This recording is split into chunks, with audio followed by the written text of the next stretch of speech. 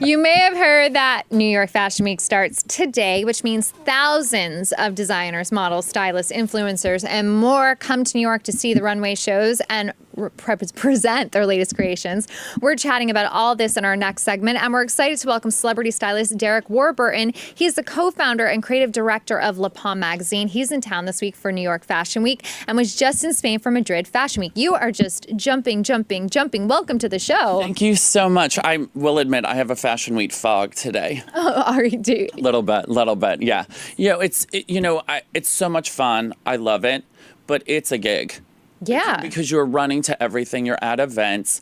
Yesterday I had this whole debacle at the airport because Alaska Airways only allows you 50 pounds on first class. I fly first class because I need the 70. And I was like, what are you talking about 50 pounds? Like, that's not working for me, And when you do Fashion Week, number one, you have to stay hydrated. Very hydrated. Number two, limber, because you have to run show to show to show. Yeah. Oh, and is it true that... And be good with your elbows. Right, because you don't want any of those other fashionistas. You're like, get out of my first row seat. Oh, happened last night, by the way. Oh, tell me, Dish. Oh, it was a friend, and she just sat down, and I go, that's my seat. She goes, sit on my lap. I go, okay. And so that was it. It was Nicole Miller, who is a friend, and, I knew everyone there, so we all have a good time. Otherwise, you wouldn't let anyone just sit no, on your honey, lap. go You're get the publicist and be like, move her now, or him. You never know. I've seen people get in fights over first and second row. For sure. And if you were first and then moved to second, you kind of know where your place is on the fashion totem pole. Absolutely. So you go where you'll get first. Right. Well, that's smart. Yeah. A lot of people that don't live in the bubble of major cities might be thinking, who cares about Fashion Week? Like, I'm not going to wear, Balenciaga boots up to my thigh going to the local grocery store. Oh, I'm so sorry. I'm so sorry.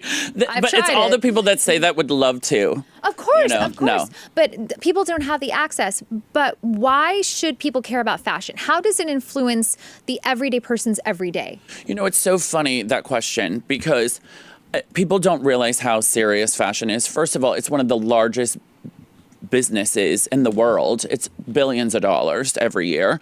And also, it's the future.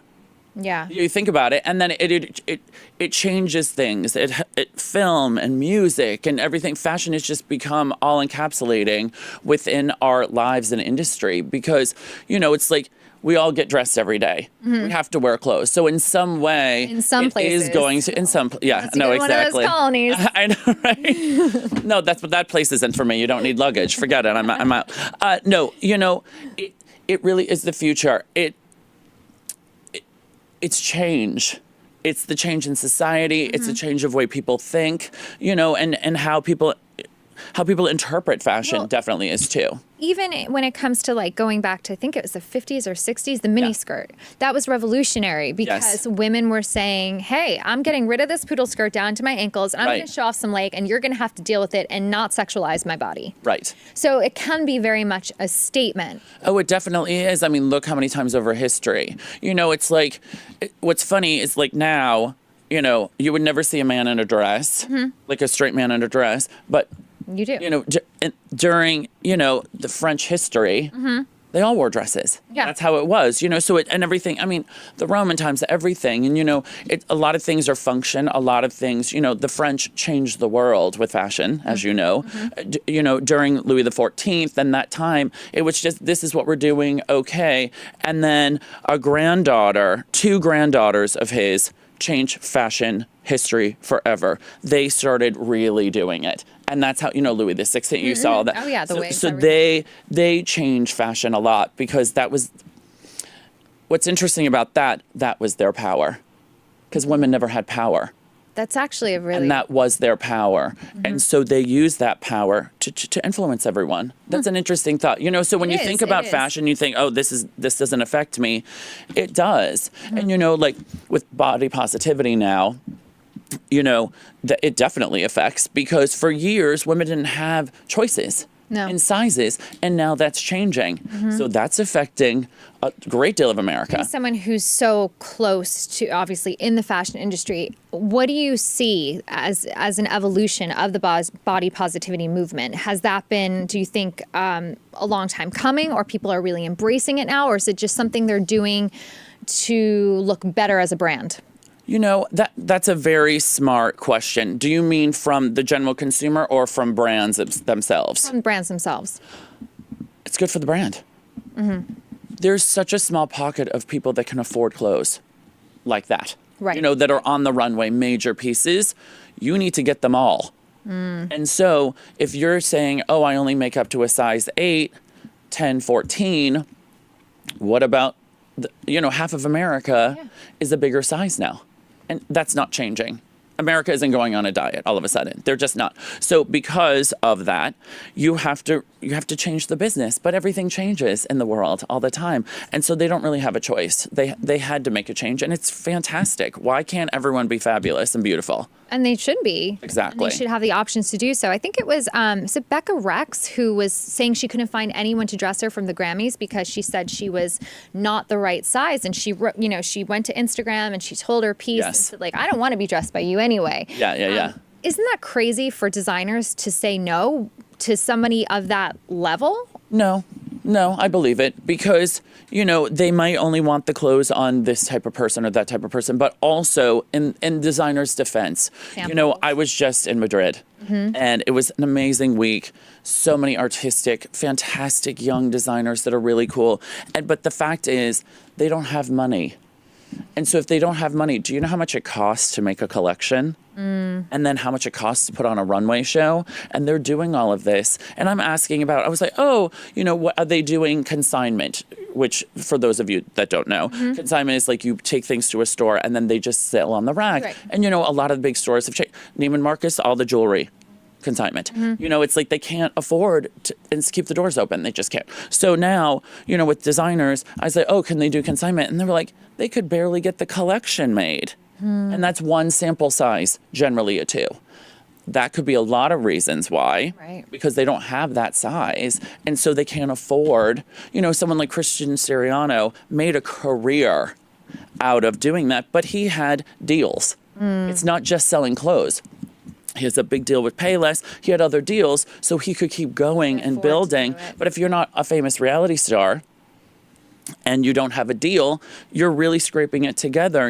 I learned so much. So I've been in the fashion business half my life, but I learned so much when I went to Spain because, they're at a different level, a lot of them. And, they celebrate young designers. They are pushing them. They set up a showroom within their compound for designers to sell, which I wear a lot of and buy.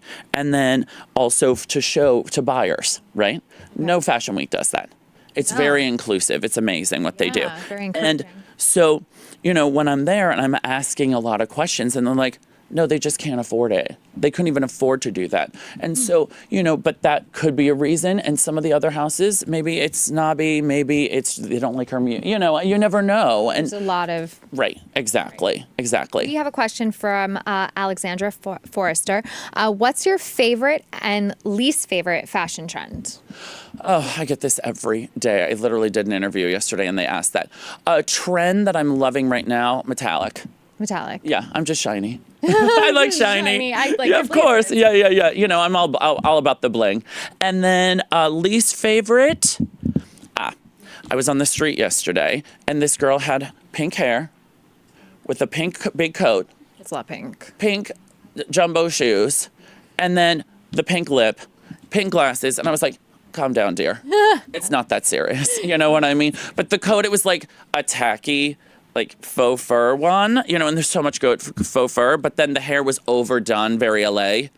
Yeah. Because it doesn't LA. move. Oh, they get very, they get very happy with the curling iron, so it's so overdone. And then they get the coat and the Jersey, whole thing. so everything inside of me is always like look at my phone. This kind of sums up my heart. I love that. I love that. Oh, good. Fashion, yes. Yeah, that's a fashion, yes. Exactly. What would you say is the best advice for an aspiring designer? There's so many, especially in New York City. I went to school at the New School University for psychology, but I lived with all of the girls from Parsons. Oh, right, of course. And I was constantly told that I was a fashion don't. I wore denim on denim every day. I love denim on denim, actually. That's hot now. It's hot now. Okay, well. It's a trend. It was a... Oh, you're back in style, darling. Oh, thank goodness. Let's go back to my roots. But what's your advice for those people that want to be fashion designers, that want to be in the thick of it? Get a job. like a normal job? No. Oh dear. No, I would never advise that. No, get a job with a great designer that you love, you're obsessed with, and you'll kill yourself to work for. That's who, even if it's free. Okay. You know, if you have to work at Starbucks or a normal job or whatever, do what you have to do. Waitress, do it, and intern. You know, that's the biggest thing, because so many people I hear now, especially millennials, that, oh, I'm not working for free. I'm like, honey, I work for free every day. You know, I own a magazine. Thank you very much. I work for free, you know, and I pay to do it. So, you know, it's one of those things. Do you want to be something, or do you want to work for someone and help them be something? It's as simple as that, you know, but learn. I don't, you know, I speak at colleges and high schools and whatever, and I'm not an advocate for you have to go to college. You have to learn. Yes. You have to know what you're doing. You have to be a hustler, you know, and I went to FIT, didn't make it all the way through, and it was just, I wanted to work. Yeah. That was more important to me. And I had the same job my first year of college that graduates had. The exact same job. I'm making the same money. I'm like, go in debt, you know, blah, blah, blah.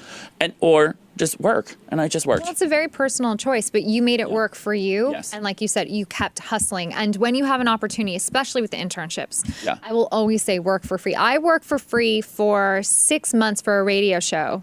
And then I got a full-time radio show with benefits right after that. Right. So if you put in the work and you got the experience when you're in your early 20s, it's worth it. Oh, for sure. And you know, so many kids in their early 20s can't get jobs anyways. No. So if you can't get a job, then you might as well go intern, because it's always important to look like you're working. Right. That's the thing. You know, it's like when I was just in Madrid, all these kids were asking for advice. And I was like, say yes. Take everything. Ask. You got to do it. And I was like, looking like you work is just as important as working. And having the connections in the business. That's everything. That's all you need. That's everything. Really. Yeah, absolutely. Thank you, and enjoy Fashion Week. Remember, stay hydrated. Yes. Use those elbows if need be. Especially if someone shows up in all pink. Oh. What? That's my judgy fashion face. Oh. Every face is my judgy fashion face. Thank you. You're lovely. Thank you.